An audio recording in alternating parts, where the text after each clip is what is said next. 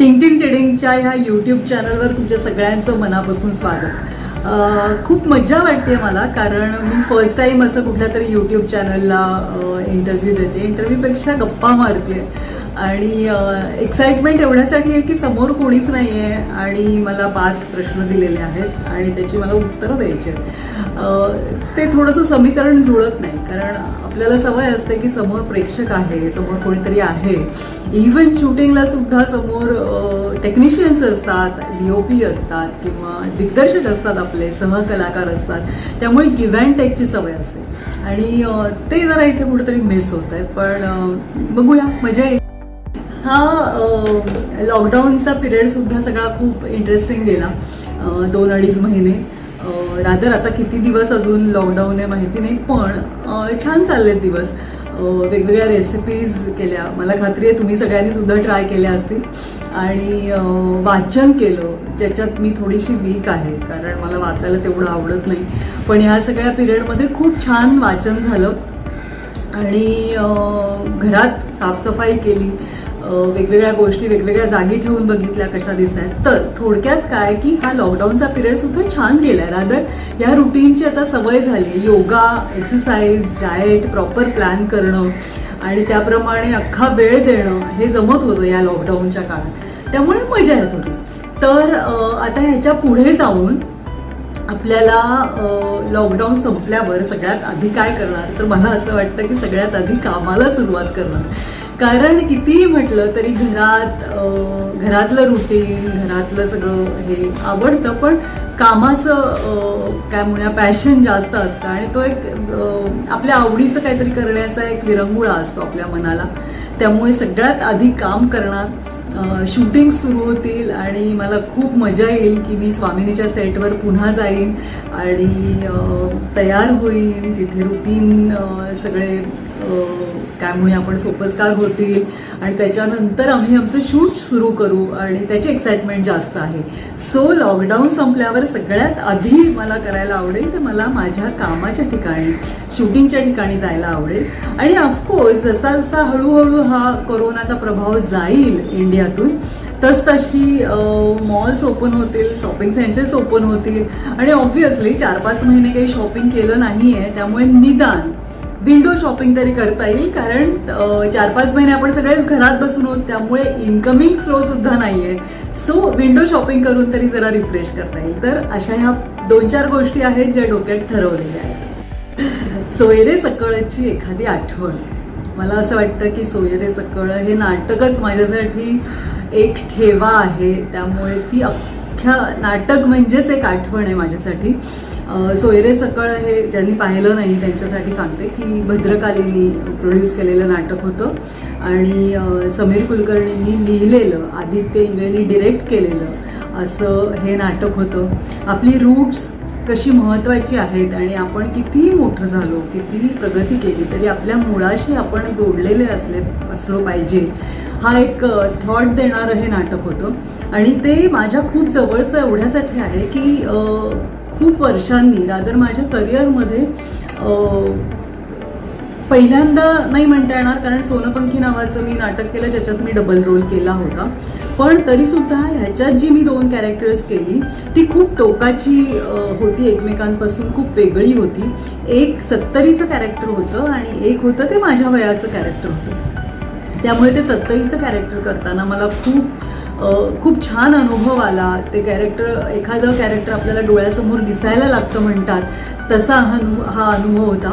आणि आठवण सांगायची झाली तर मला आठवतंय की कोथरूडचा प्रयोग होता आमचा आणि ह्या कोथरूडच्या प्रयोगामध्ये प्रयोग झाला, लोकांनी स्टँडिंग ओवेशन दिलं, त्याच्यानंतर खूप वेळ टाळ्या वाजत होत्या. आम्ही त्या सगळ्या इम्पॅक्टमध्ये होतो नाटकाच्या.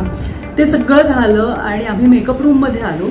तर मेकअप रूममध्ये आल्यानंतर आमचं सगळं मेकअप काढून होईपर्यंत एक आजी आजोबा बाहेर उभे होते आणि त्याच्यात मी माई आणि ताई अशी 2 कॅरेक्टर्स करत होते. तर ते आजोबा मला म्हणाले की खूप आवडलं तुमचं काम, खूप आवडलं आम्हाला तुमचं नाटक. म्हटलं थँक्यू. तर ते म्हणाले की तुम्ही तर माईचं कॅरेक्टर केलं होतं किंवा माई होतात तुम्ही, पण ताई कुठे आहेत, त्यांना आम्हाला भेटायचं आहे आणि त्यांच्याशी आम्हाला बोलायचं आहे, कारण त्या ताईचं कॅरेक्टर हे 70चं कॅरेक्टर होतं. तर मी त्यांना म्हटलं की अहो मीच केली होती दोन्ही कॅरेक्टर्स. तर त्यांचा विश्वासच बसेना. आणि मला ही इतकी मोठी पावती होती की एखाद्या ॲक्टरला एखाद्या आपल्या कॅरेक्टरसाठी किंवा आपल्या एखाद्या भूमिकेसाठी इतकी मोठी दाद मिळणं की ते कॅरेक्टर त्यांच्या इतकं जवळ जाणं, इतकं हुबेहूब वठवल्यासारखं वाटणं हे आपल्यासाठी खूप क्रेडिटेबल असतं. आणि मला खरंच त्यामुळे खूप छान वाटलं, मजा आली, समाधान झालं. रादर सोयरे सकाळचा प्रत्येक प्रयोग हा एक आठवण होती आणि मी तो अक्षरशः जगायचे. आणि ते ज्या वेळेला नाटक थांबलं तेव्हा खरंच आम्हाला सगळ्या अख्ख्या टीमला खूप वाईट वाटलं की ह्या नाटकाचे अजून प्रयोग व्हायला हवे होते, कारण ती कॅरेक्टर्स आम्हाला अजून जगायची होती, पण ते राहिलंच. पण असं म्हणू शकतो आपण की काहीतरी चांगलं होण्यासाठी किंवा ह्यापुढे आणखीन त्याच्याहून चांगलं काहीतरी करता येईल, हा एक पॉझिटिव्ह ॲटिट्यूड ठेवून आपण पुढे गेलं पाहिजे आयुष्यात. आणि जे गेलं ते लेट गो करायला शिकलं पाहिजे, जे खूप कठीण आहे, जे मलाही जमत नाही, पण तो प्रयत्न करायला पाहिजे. तर सोयरे सकाळ हा एक ठेवा आहे आणि खरंच खूप दिलं या नाटकाने मला. नाट्यसृष्टीतली जी अवॉर्ड्स असतात ती सगळी अवॉर्ड्स मला या दोन्ही भूमिकांसाठी मिळाली मागच्या वर्षी. आणि सगळ्याच बाजूनी प्रेक्षकांचा उत्तम रिस्पॉन्स आणि काय म्हणूया आपण की सगळंच म्हणजे अवॉर्ड्स म्हणू शकतो किंवा लोकांचा रिस्पॉन्स म्हणू शकतो. या दोन्ही पातळ्यांवर हे नाटक खूप छान चाललं आणि माझ्या भूमिकेचं कौतुक झालं. त्यामुळे मला ह्या नाटकाची ही आठवण खूप जास्त जवळची वाटते. तर आता तिसरा प्रश्न असा आहे की नाटक की टीव्ही सिरियल, तुम्ही कशात जास्त रमता? तर दोन्ही जवळचे आहेत, कारण दोन्हीचे एक्सपिरियन्सेस वेगळे आहेत. तुम्हाला जो अनुभव येतो दोन्ही मीडियामध्ये किंवा दोन्ही माध्यमांमधून काम करताना तो वेगळा आहे. पण तरीसुद्धा नाटकाचा अनुभव हा एवढ्यासाठी वेगळा आहे की तुम्ही जिवंत अभिनय करत असता स्टेजवर, तुम्ही एखादं कॅरेक्टर जिवंत करत असता आणि प्रेक्षकांशी त्याचा खूप डायरेक्ट कनेक्ट असतो. त्यामुळे तुम्ही उभं केलेलं एखादं कॅरेक्टर, तुम्ही उभी केलेली भूमिका, तुम्ही नाटक सादर करत असताना ज्या वेळेला रिस्पॉन्सेस मिळतात प्रेक्षकांकडनं तेव्हा तुम्हाला त्या प्रयोगात खूप काही सापडत जातं. आणि कालचा प्रयोग हा आजच्या प्रयोगासारखा नसतो, तो जास्त इम्प्रूव्ह झालेला असतो. तुम्हाला खूप बारीक बारीक गोष्टी त्या कॅरेक्टर्सच्या सापडलेल्या असतात आणि सो ऑन. प्रयोगागणिक तुम्ही बदलत जाता. काही प्रयोग मनासारखे होत नाहीत, पण तरीसुद्धा काय चुकलं हे आपल्याला अभ्यास करायला मिळतं आणि दर प्रयोगागणिक तुम्हाला काय वेगळं एक एक्सपेरिमेंट करायला मिळतो. प्रयोगच आहे तो, त्यामुळे त्या पद्धतीत त्या भूमिका जगता येतात. पण प्रेक्षकांशी डायरेक्ट संबंध असल्यामुळे तुमचं एखादं काम आवडलं नाही तरीसुद्धा प्रेक्षक येऊन सांगतात की नाही आज छान नाही झालं किंवा मजा नाही येते नाटकात. आणि जर आवडलं तर तेही येऊन सांगतात. त्यामुळे ह्या दोन्ही ज्या प्रतिक्रिया आहेत त्या खूप उपयोगी पडतात. आणि मला असं वाटतं की नाटक करताना त्याच्या प्रॉपर रिहर्सल्स होतात आणि रिहर्सल्सच्या त्या सगळ्या प्रोसेसमध्ये एक ॲक्टर म्हणून तुम्हाला खूप शिकायला मिळतं. ग्रो होता तुम्ही, तुमची ग्रोथ होते, जे टेलिव्हिजनमध्ये नाही होत, कारण टेलिव्हिजनमध्ये तेवढा वेळच नसतो आपल्याकडे कुणाकडेच. त्यामुळे नाटकाचे हे सगळे प्लस पॉईंट्स आहेत. त्यामुळे नाटक करायला मला खूप आवडतं आणि मजा येते. ती एक प्रोसेस आहे, त्याच्यात तुम्ही डेव्हलप होत असता, त्या कॅरेक्टरवर तुम्हाला विचार करायला मिळतो. सिरियलमध्ये तसं नाही आहे. फक्त सिरियलचा एक प्लस पॉईंट हा आहे की सिरियल टेलिव्हिजन हे जास्त लोकांसमोर पोहोचतं, लोकांपर्यंत पोहोचतं आणि त्यामुळे तुम्ही जी मेहनत घेता ती जास्त लोकांपर्यंत जाऊ शकते आणि त्यामुळे ती भूमिका जास्त काळ लक्षात राहू शकते. बाकी सिरियलचं म्हणाल तर एक छान टीम झालेली असते, जी अर्थात नाटकातही होते. एक कुटुंब असतं, आपण कामाच्या ठिकाणी आपल्या घरापेक्षाही जास्त वेळ असतो, त्यामुळे तिथली फॅमिली छान असणं हे खूप गरजेचं असतं. कामाचं वातावरण चांगलं असणं खूप गरजेचं असतं आणि ह्या सगळ्या गोष्टी जमल्या तर सिरियलमध्ये मजा येते करायला. परंतु ते फास्ट फूडसारखं आहे, त्यामुळे तुम्हाला स्क्रिप्ट हातात येते, ती हातात आल्यानंतर सीन वाचून लगेचच तुम्हाला रिॲक्ट करायचं असतं. काही वेळेला असं होतं की नाही पूर्ण सीन नाही करणार होत, आपण छोटे शॉर्ट्स घेणार आहोत, तेवढंच वाचा, तेवढंच पाठ करा. त्यामुळे एखाद्या कामाची पूर्ण मजा जी आहे ती काही वेळेला सिरियलमध्ये येत नाही. त्यामुळे जर अगदीच कम्पेअर करायचं झालं तर खरं तर मला ही दोन्ही माध्यमं खूप आवडतात, फिल्मसुद्धा आवडते. पण जर अगदीच कम्पेअर करायचं झालं तर नाटक जास्त आवडतं, कारण तिथे काम करायला जास्त मजा येते आणि त्याच्याही पलीकडे जाऊन तुम्हाला एक ॲक्टर म्हणून, एक कलाकार म्हणून शिकण्याचा खूप वाव असतो. तुम्ही प्रत्येक प्रोजेक्ट गणित स्वतःमध्ये काहीतरी एक ॲडिशन करू शकता, एक ॲक्टर म्हणून डेव्हलप होऊ शकता. मला असं वाटतं की मला सगळेच पुरस्कार आठवणीत ठेवावे असे वाटतात. खूप काही बक्षिसं मिळाली नाही आहेत, पण अगदीच नाही असं म्हणणे आहे की नाही आहेत. त्यामुळे मला आवडतं पुरस्कार मिळणं, नॉमिनेशन होणं, हे सगळे प्रकार मला खूप आवडतात. म्हणजे मला असं नाही वाटत की काय त्याच्यात आता कशाला पुरस्कार वगैरे असं नाही वाटत. मी एन्जॉय करते ती सगळी फेज जी असते ती.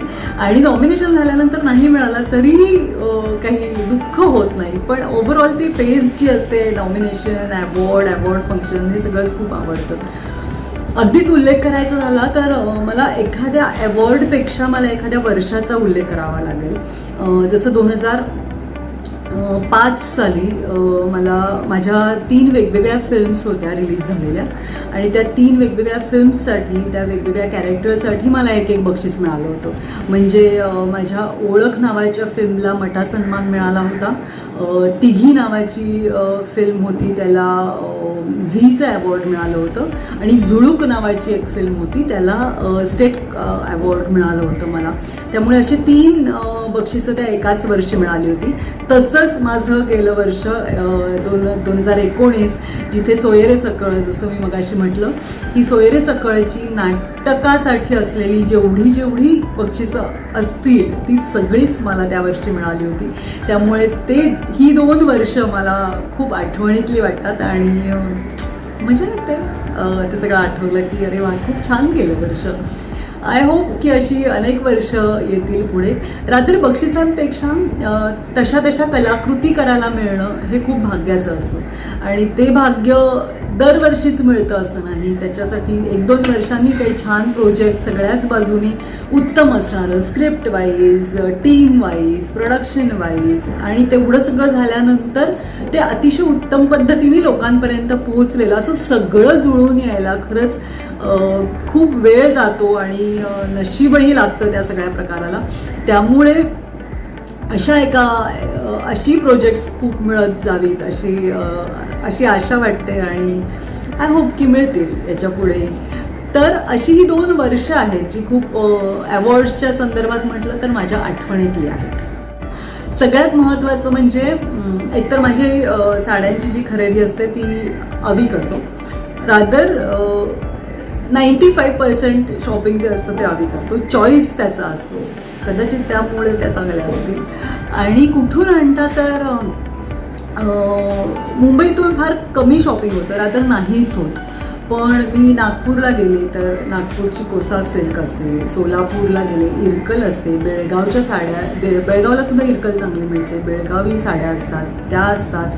येवल्याला जाऊन पैठण्यांची खरेदी असते किंवा इव्हन नाशिकला पण एक दुकान आहे, तिथे सुद्धा तुम्हाला हातमागाच्या साड्या खूप छान मिळतात. तर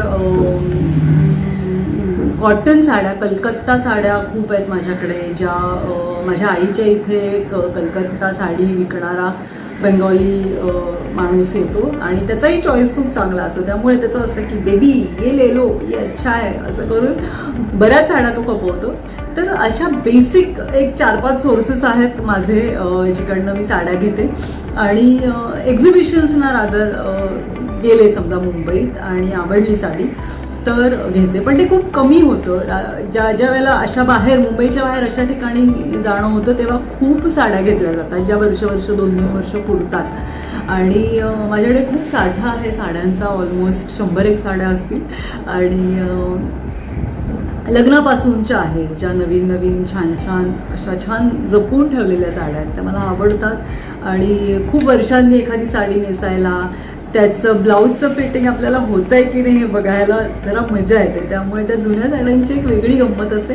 तर असं आहे, वेगवेगळ्या ठिकाणाहून साड्या येतात आणि साड्यांपेक्षाही रादर साड्यांच्या बरोबरीने मला दुपट्टे खूप आवडतात. आणि दुपट्टे म्हणजे मी ज्या ज्या एक्झिबिशन्सना जाईन तिथे माझा पहिला डोळा असतो तो दुपट्ट्यांवर.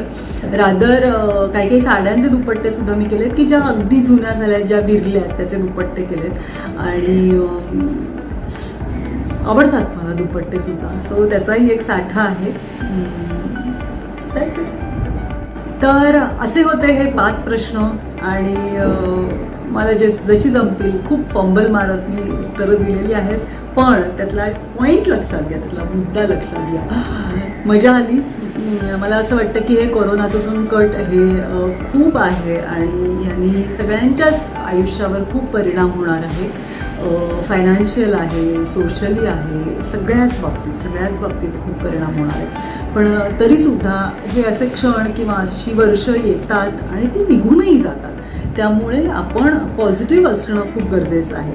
त्यामुळे मला तुम्हाला एकच सांगायचं आहे की कितीही वाईट गोष्ट घडली आपल्या आयुष्यात तर ती तशी घडणारच होती हे गृहीत धरा आणि त्याच्याहून त्या इम्पॅक्टच्या, त्याच्या परिणामांच्या शतपटीने जास्त परिणाम असणारी चांगली गोष्ट ही आपल्या आयुष्यात घडणार आहे हा एक दृष्टिकोन ठेवा आणि हा विश्वास ठेवा की खरंच असं होणार आहे.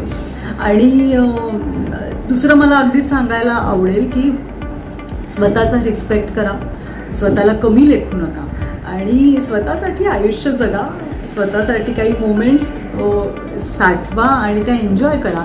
कारण आपण आपल्या कुटुंबात असताना लोकांसाठी, आपल्या कुटुंबियांसाठी आपण सतत जगतच असतो. दुसऱ्यांसाठी आपण वेळ देतो, दुसऱ्यांचा आपण विचार करतो. पण ह्या सगळ्या धबडग्यामध्ये बऱ्याच वेळा आपण स्वतःसाठी विचार करणं कुठेतरी मागे टाकतो. तर तसं करू नका. दुसऱ्यांच्या बरोबरीने स्वतःचा विचार करा, स्वतःला फ्रेश ठेवा, मस्त ठेवा. तुम्हाला जे हवंय ते आयुष्यात करा.